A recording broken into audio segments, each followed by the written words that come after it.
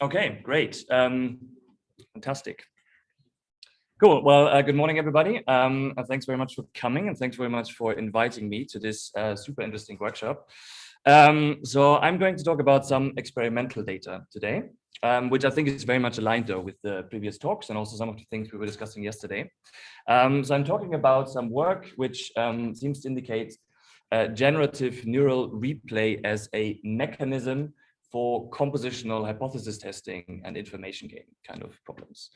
Okay, so let me just introduce the kind of problems that we are interested in. And I should also say this is mainly based on work I've been doing with Tim Benz in my previous postdoc. So the key question that we were wondering about is, how do brains generalize knowledge beyond direct experience?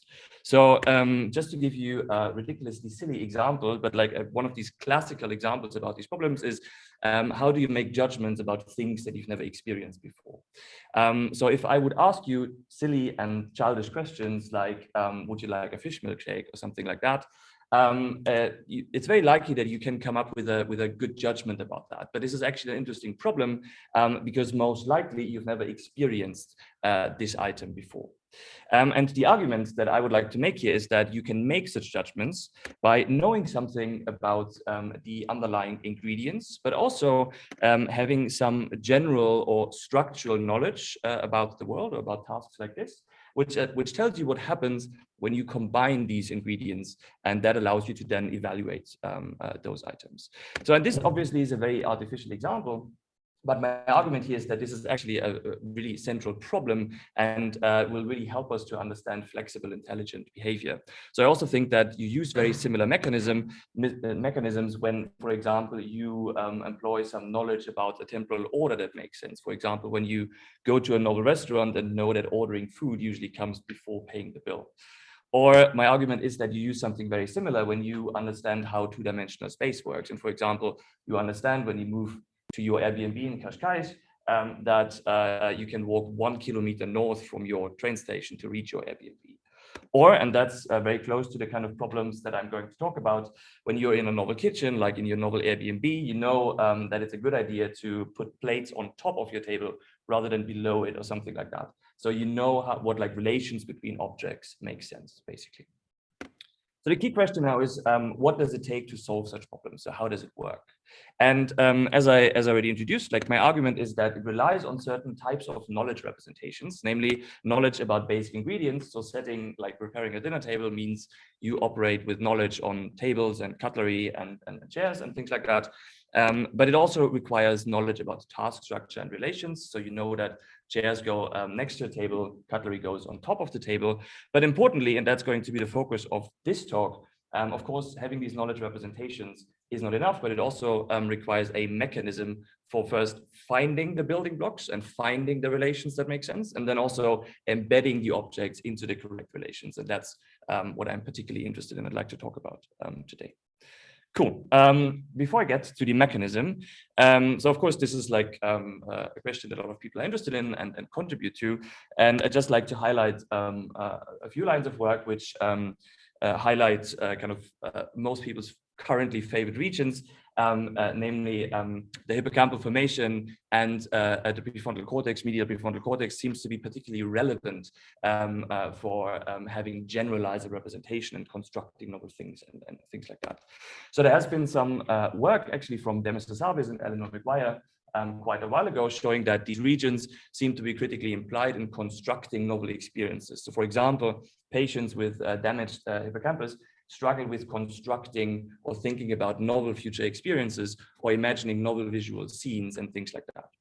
There's also been some really relevant work from Helen Barron and Tim Benz showing that when you construct and evaluate novel items such as fish milkshakes or tea jelly, that again seems to rely on representations in the medial prefrontal cortex and hippocampus, which seems to hold knowledge about the basic ingredients and then how you use them to form this novel construct. And there's also been some prior work from us in a task where people have to flexibly construct visual shapes, which I will show you in a minute. And the basic insight here is that it looks like you particularly rely on representations in the medial prefrontal cortex and anterior hippocampus when knowing, when constructing things like Lego. So basically when taking a building block and putting it on top of another building block or something like that. So this idea about basic building blocks and relations again seems to come up in these places. So the key question now, of course, is this is all nice and this highlights like interesting representational questions, but how does it work? So what's the underlying mechanism of performing these constructions? And the key hypothesis that we had when I started my postdoc was that neural replay might be an interesting candidate neural mechanism which underlies this composition or these construction processes.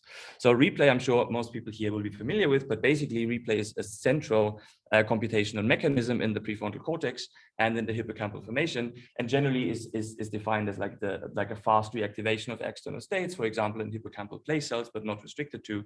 That can happen offline, so when an animal is resting and might be learning about something in the task, or online just before an animal is like initiating a movement or like a trajectory through a maze. So replay is classically implicated in learning from the past, such as in credit assignment problems or in reinforcement learning problems. So it's directly related.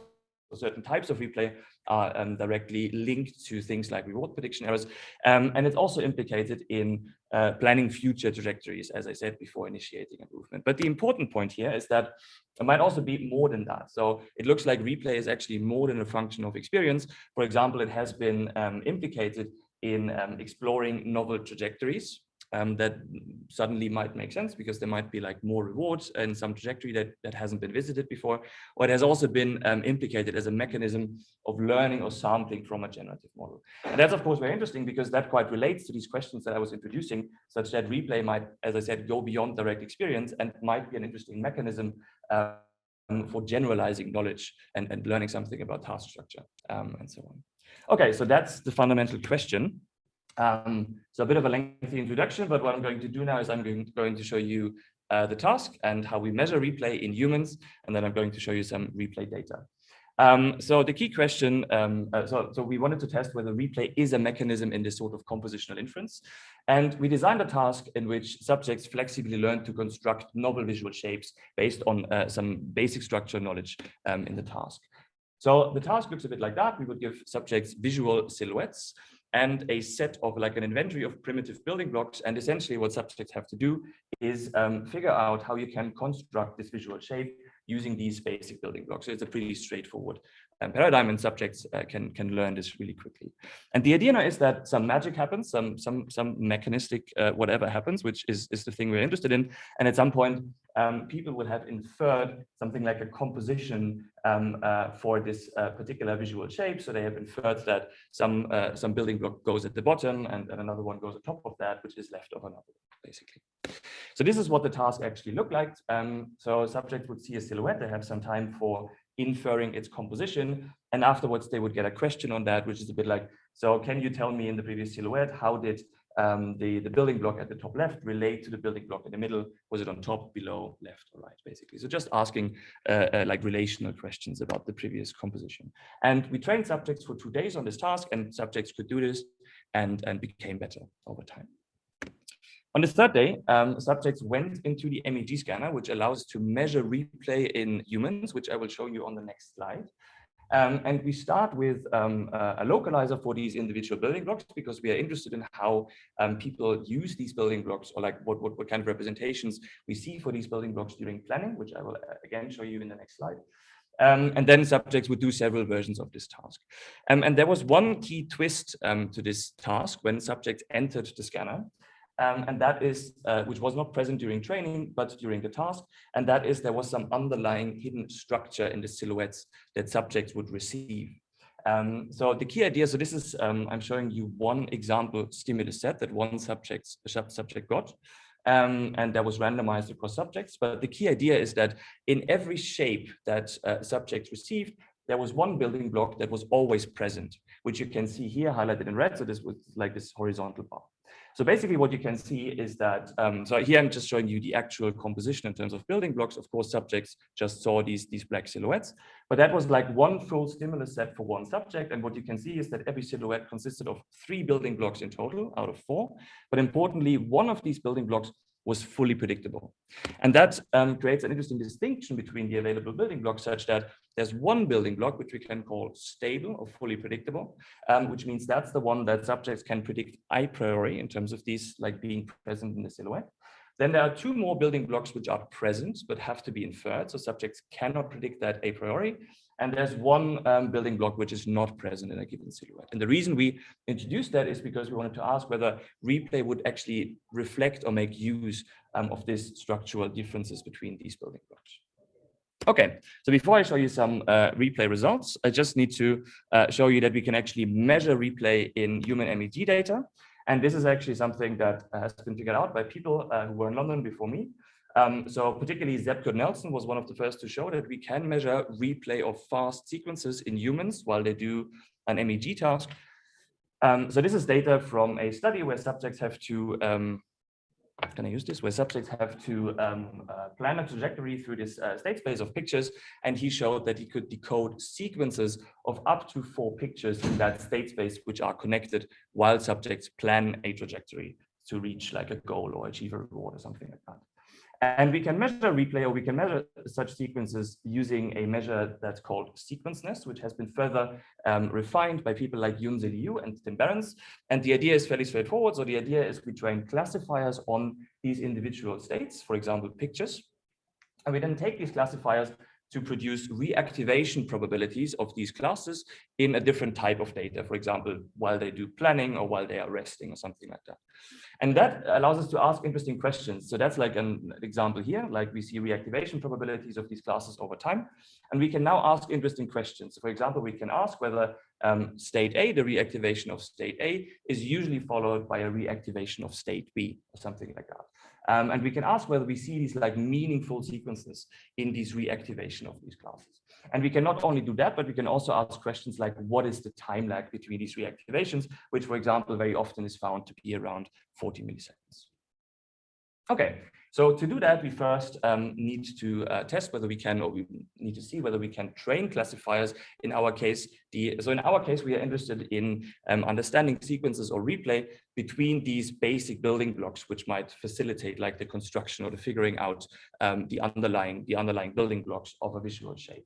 And to do that, we need to train classifiers on these individual building blocks, which we do in the localizer data. So subjects just see individual building blocks, and we train one against all classifiers. And it turns out we can actually train classifiers which identify these individual building blocks based on sensor activity in the MEG data of humans. Okay, so that's interesting because that tells us we can look for meaningful sequences that might underlie this compositional inference problem. And that brings us back to this interesting distinction between the different types of building blocks that are in this silhouette. And particularly what we were interested in was that we see interesting differences in terms of sequences that start from this stable or fully predictable building block, which you can think of as something like an anchor. So you can basically like a priori predict that this will be there, and that might really help you in terms of figuring this out and then figuring out the rest. And we can contrast that with sequences or replay starting from the present building blocks, which you need to infer. So we can basically define these two different types of directions, starting from fully predictable or taking the ones that are present and going towards the fully predictable. And that's essentially what you see here. So that's a plot that looks a bit dense, but I'll guide you through it. So you see these two different directions, which are these two different lines here. So red line is replay starting from fully predictable building block, moving to the other building blocks. And green line here is starting from the ones that have to be inferred, moving towards the fully predictable one. And the y-axis is replay strength, and the x-axis is time lag, which means what's the time lag between seeing one representation and the next. And basically what this plot tells you here is already something we think is interesting. So first of all, what you can see is that there doesn't seem to be much going on in this red line here, which means there doesn't seem to be much replay or sequences which start from this fully predictable stable building block moving towards the other building blocks. But interestingly, we see quite something going on with this green line here, which is replay starting from the other building blocks that have to be inferred, moving towards the building block that is fully predictable. And you see that there are two peaks here, which are at about 60 milliseconds and 170 milliseconds, which essentially means that whenever you see a representation of a present building blocks, 60 milliseconds later or 170 milliseconds later, you see a predictable or stable building block. But there's also, as you can see, quite a lot going on in these like intermediate lags. So that's already quite interesting because it indicates that there might be like an interesting directionality of these underlying replay signals. But we also think that we can actually look into some of these sequences in a bit more detail. And that's what we are doing here. So now the plot has changed a little, and the x-axis is not time lag, but the x-axis is actually like the entire time of inference. And what I'm plotting here in gray is the difference between sequences starting from the stable or different sequences starting from the present building blocks. And what you can see is it has two effects here. It has a negative effect basically at stimulus onset, which indicates sequenceness or replay that starts from the fully predictable building block, moving towards the other building blocks, basically at stimulus onset. And that's interesting, but importantly, that can be caused simply by a priori expectations about the stable building block. So you can actually already decode the stable building block or this always present building block even before stimulus onset, and that might essentially be the effect that we are seeing here. But importantly, we see a second, more substantial effect in early planning time, which again indicates that there seems to be a strong directional effect for starting from the present to be inferred building blocks, moving towards the stable, fully predictable building block. So again, this is quite interesting because it indicates that there is a certain directionality during early planning times, indicating that we start from candidate building blocks, moving towards fully predictable building blocks. Cool. And we can split this up even more. And that's the final result I would like to show you, and also the key result I would like to show you. Because so far, we've only talked about the distinction between starting from stable, moving to the other building blocks, or the other building blocks going to stable or fully predictable. But of course, there might be lots of other kinds of replay signatures that we might catch in this task as well. So we have some other alternative building blocks, and they of course could also replay towards the stable building block or the other way around. And we can also look for sequences between the other building blocks. And that's essentially what I'm showing you here. And that's the key result I wanted to show you. So that's kind of the key takeaway of my talk, which shows you all possible kinds of sequences. And I think that's quite interesting because it also relates to this idea of gaining information or reducing uncertainty about something that's in front of you. So what you can see here is basically that there seems to be a lot of stuff going on in early planning time. And what you see here is that there are three substantial replay signatures, and these three replay signatures reflect replays from all the three candidate building blocks moving towards the stable or towards the fully predictable building block. So that's really important because that reminds us of something like a hypothesis testing or sampling process where you kind of literally go through all the three candidates, including the absent one, which is not on the screen. You kind of literally go through all possible candidates of building blocks and basically go through like their potential connections towards like the predictable, basically. But importantly, later on during this inference period, we don't see all of these effects anymore. We only see replay reflecting the correct configuration, which means we now only see replay for the actual present building blocks moving towards this fully predictable, this stable or anchor building block. So that's really important because it essentially suggests, here we go. It essentially suggests something that looks like a very unspecific hypothesis testing process in the beginning when trying to figure out what's actually there, what might be connected to each other, moving towards a very specific replay at the end of this inference period, just before subjects have to make a response. And that's potentially really interesting because it suggests a particular role of replay in addition to learning from the past and credit assignment and plan future trajectories about resolving uncertainty about a present configuration based on your like fundamental structural knowledge of a task. Cool. So that's the key result I wanted to show you. So let me just summarize. So I've spoken a bit about this problem of generalizing knowledge beyond direct experience and potential mechanisms underlying that. And I've argued that this relies on knowledge representations about individual building blocks in the world and also relational knowledge to construct novel configurations, which seems to be associated particularly with medial prefrontal cortex and hippocampal representations. But importantly, I've also shown you some evidence that there might be something like generative replay as a candidate mechanism in these compositional inference processes, figuring out what are the basic building blocks and how do they connect to each other and how are they correctly assembled. And that's really interesting because it indicates that in addition to like, yeah, as I said, learning from the past and planning the future, we are trying to resolve uncertainty about like a present configuration here. Cool. So of course, there are also like lots of really open, interesting questions. So for example, I'm very interested in questions like, how do we acquire this knowledge in the first place? So how do we know what are the correct building blocks and relations for a given task? Do we have something like a basis set across tasks? How does that map across tasks? I'm also very interested in questions like, what are the principles of like using this in a richer or even more naturalistic setting? Because also in more realistic tasks, of course, we also know things like hierarchies. So we know that, I don't know, plates and cutlery form something like a unit, which we can use recurrently in our planning, or we use graphs. So for example, we know what it means to build a tower or a bridge with different building blocks. And it's of course like a really interesting and open question, how this, for example, trades off with known functions of replay in reward-based learning and like planning future directories and things like that. Great. So with that, I'd like to thank everyone involved to help with this. A lot of people, a lot of work. And thanks very much for the invitation and for listening. Thank you.